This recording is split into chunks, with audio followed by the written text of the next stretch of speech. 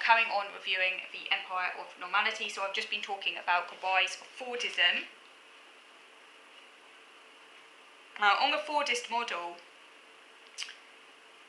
it was no longer the point to sell luxuries to the rich, but rather to sell standardised products to the masses at cheap, affordable prices.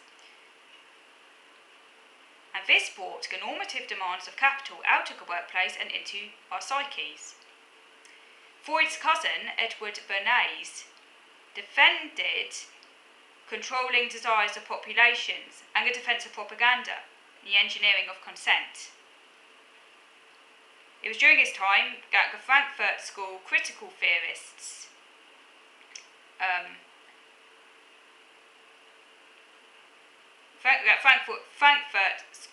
it was during his time that we had the Frankfurt School critical theorists, for example, Mark Horkheimer and Theodor Adorno.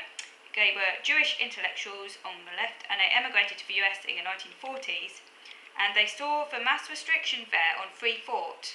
The mass production of false needs increased following the rise of mass media and public relations and standardised products. Also, there was an ever-increasing division of labour that led to a de-skilling among workers who made jobs increasingly unfulfilling, even when they were compensated by better pay. So they were monotonous jobs. Now, this golden age, so-called golden age of capitalism, both improved people's lives and hindered their thriving in other ways. So it's kind of double-edged.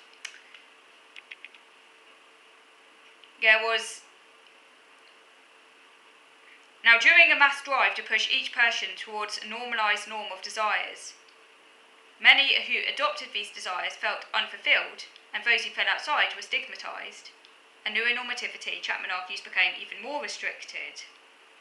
Those whose minds had further proximity from fitting with the new consumer normativity became deemed problems to be fixed, and there was also the rise of child psychiatry, which had barely existed before the 1940s.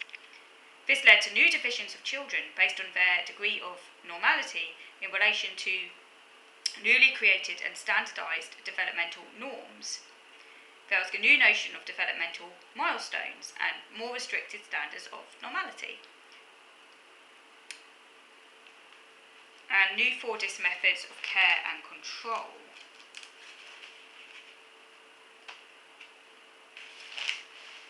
And a rise of behaviourism as well.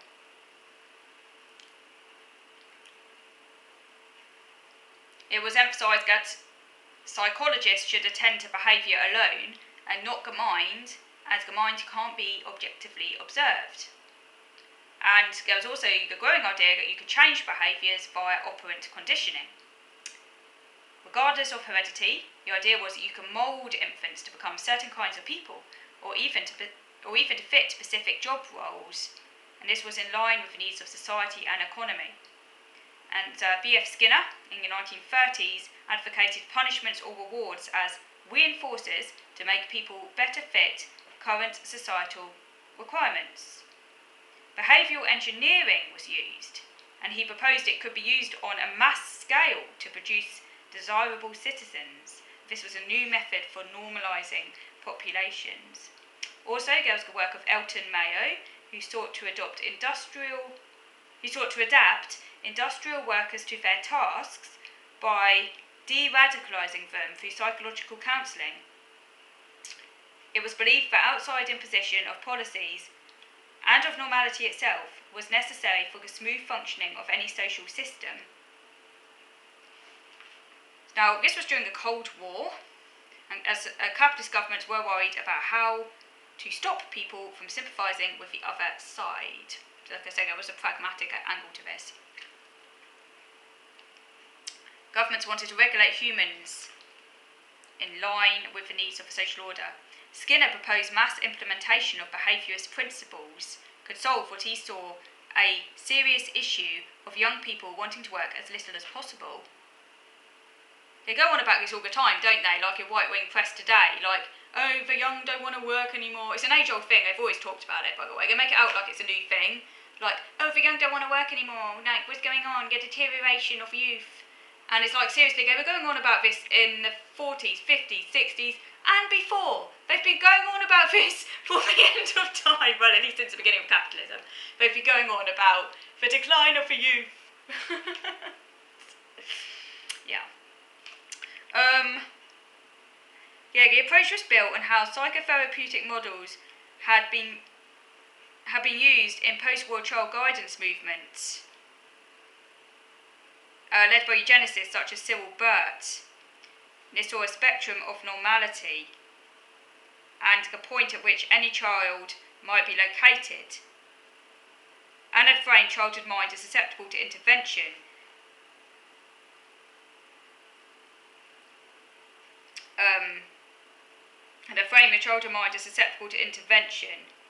That would aid a workplace adjustment. Behaviourism started being used to enforce conformity. Chapman also links this in, by the way, to ABA and Autism, which is obviously very against applied behavioural analysis.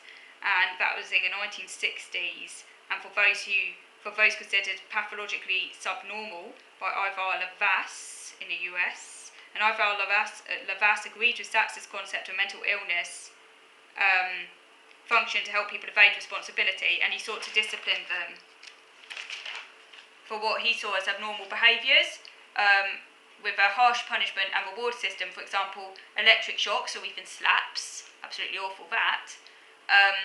And he used operant conditioning to push the child towards normality.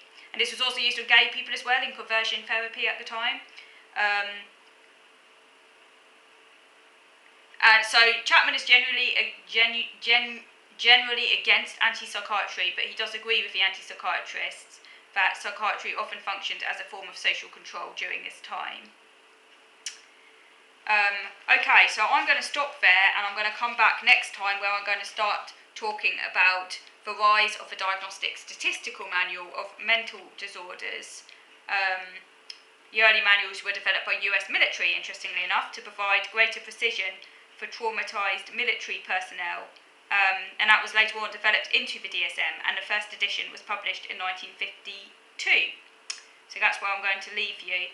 So I'll come back next time. Do let me know what you think, and I will in due course respond to your comments, but that might take a bit of time, but I will get on to that. Okay, so thank you for watching.